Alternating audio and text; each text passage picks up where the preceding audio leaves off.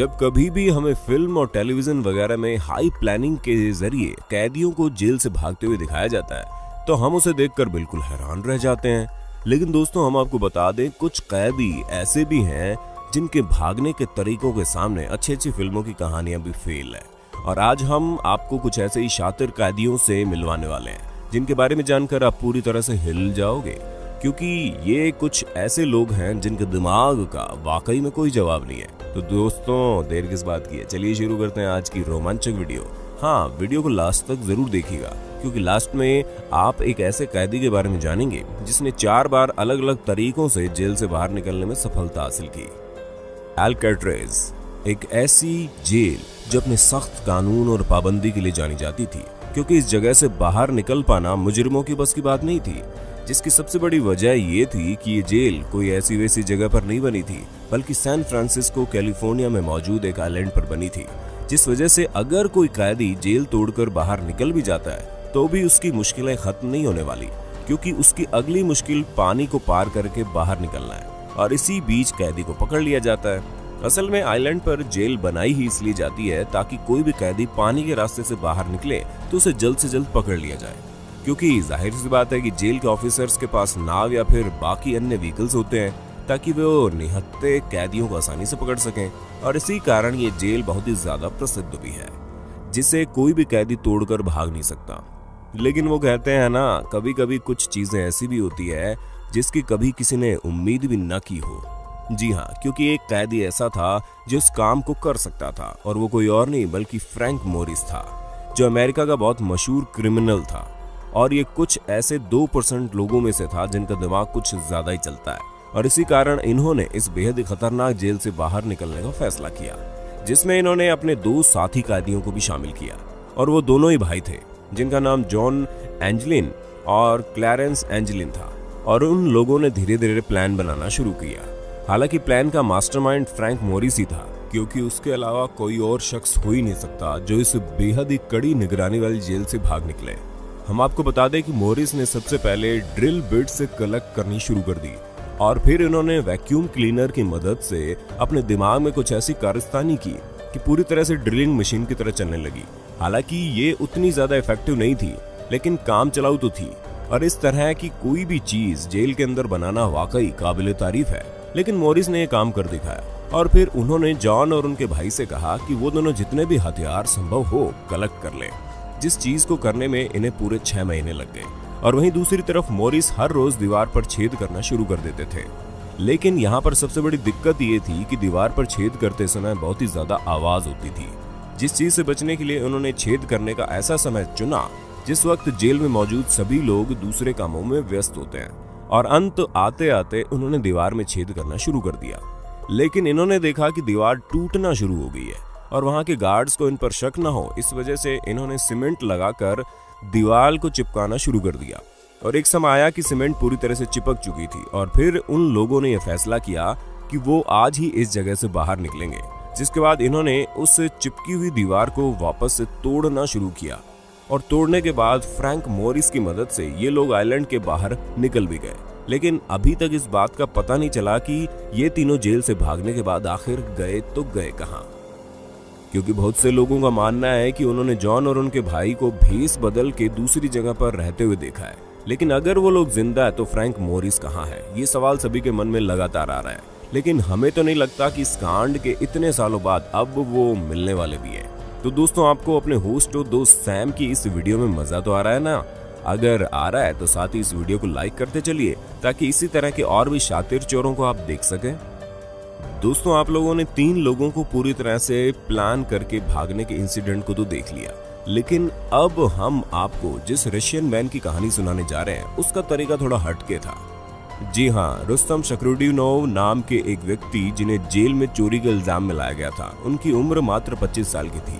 लेकिन इनका दिमाग और शरीर दोनों एक दूसरे से मेल नहीं खाते थे, क्योंकि जहाँ ये बिल्कुल लीन बॉडी के फ्लेक्सिबल इंसान थे, वह इनका दिमाग इनकी उम्र से भी ज्यादा तेज था। और इसी कारण दोनों के कॉम्बिनेशन से इन्होंने जेल से बाहर निकलने की एक ऐसी तरकीब निकाली जिसके बारे में नॉर्मल इंसान नहीं सोच सकता। अब आप खुद ही सोचिए, कोई अपने सेल के फूड डिलीवरी कॉलम से कैसे निकल सकता है, क्योंकि उसे तो सिर्फ खाना देने के लिए बनाया जाता है। लेकिन अब शायद ही किसी को यह अंदाजा होगा कि इस तरह के क्रिमिनल इस दुनिया में मौजूद हो सकते हैं जो इतनी छोटी सी जगह से खुद को निकाल लें। हालांकि इनके इस काम में सिर्फ एक ही चीज अड़चन बन रही थी, वो थे इनके कपड़े, जिसे इन्होंने पूरी तरह से उतार दिया और सिर्फ अंडरवियर में इस छोटे से होल से बाहर निकल गए।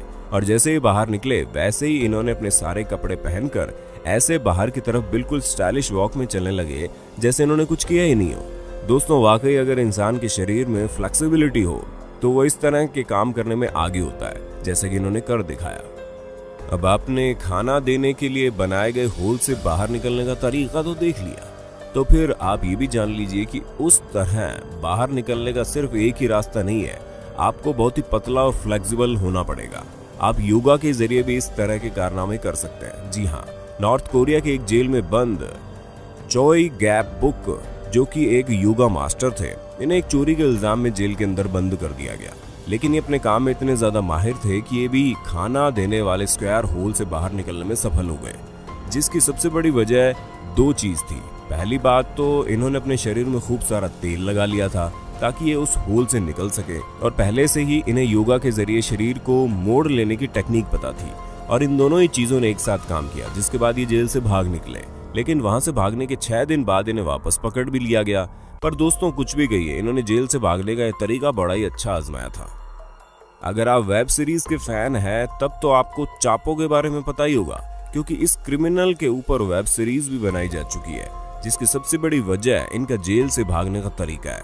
अब जैसे कि आप जुलाई 2015 की ही बात ले लो, क्योंकि जब मैक्सिको की एक जेल में ये बंद थे तब हर रोज बाथरूम में काफी समय लगाते थे, जहाँ ये गाना भी गाते थे। लेकिन जाहिर सी बात है कि ये गाना गाने के लिए तो बाथरूम में इतना समय नहीं लगाते होंगे, पर किसी ने इस बात पर ध्यान नहीं दिया। और एक दिन जब इन्हें बाथरूम में काफी समय लग रहा था तो उसके बाद जेल के कर्मचारियों ने बाथरूम में जाकर ये देखा तो ये आखिर गए कहाँ। लेकिन चापो उस जगह पर नहीं थे। हाँ, वहां पर एक सुरंग जरूर मौजूद थी जो 33 फीट गहरी थी, और जब सुरंग से होकर जाया जाएगा तो वो डायरेक्ट आपको एक टनल पर ले जाएगी, जिस टनल के बाद का रास्ता खुला हुआ है। और इसी रास्ते से चापो भाग निकला, जिसके बाद उनका नामो निशान नहीं मिला। और तो और ये पहली बार नहीं था जब इन्होंने इस तरह के जेल से भागने की कोशिश की है। ये कई बार ऐसे कारनामे कर चुके हैं और इसी वजह से काफी फेमस भी हो गए। अब आप जानिए एक ऐसे शातिर कैदी के बारे में जिसे शायद ही कभी कोई पकड़ भी पाएगा, क्योंकि ये हर बार जेल से भागने में कामयाब हुए हैं। इस तेज दिमाग कैदी का नाम योशे शिरातोरी है, जो जापान में रहता था। हम आपको बता दें, सबसे पहले इन्हें मर्डर और रॉबरी के केस में ओमोरी जेल में लाया गया, जहां से बहुत आसानी से ताला तोड़कर भाग निकले। अब तो आप समझ ही गए होंगे कि इन्होंने फिल्मों में दिखाए जाने वाले टेक्निक से ही ताला तोड़ा होगा, और ये सब इनके लिए कोई बड़ी बात नहीं है। ये इसी तरह ताला तोड़कर चोरी किया करते थे।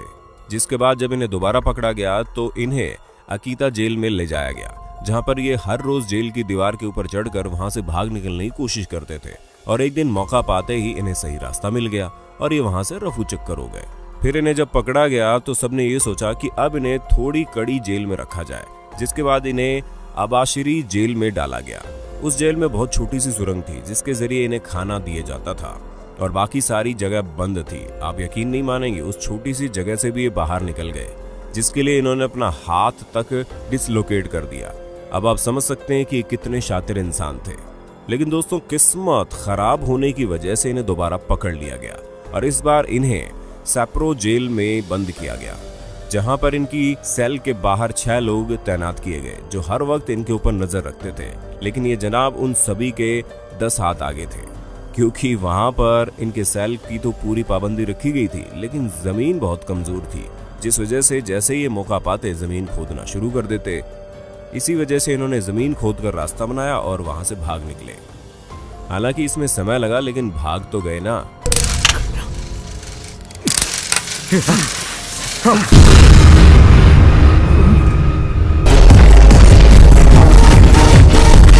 अब दोस्तों, आप हमें कमेंट करके बताना मत भूलिएगा कि आपको जेल से भागने का सबसे बेहतरीन तरीका किसका लगा। और ऐसे इंटरेस्टिंग वीडियो लगातार देखने के लिए हमारे चैनल को लाइक, शेयर, सब्सक्राइब जरूर कर देना। धन्यवाद।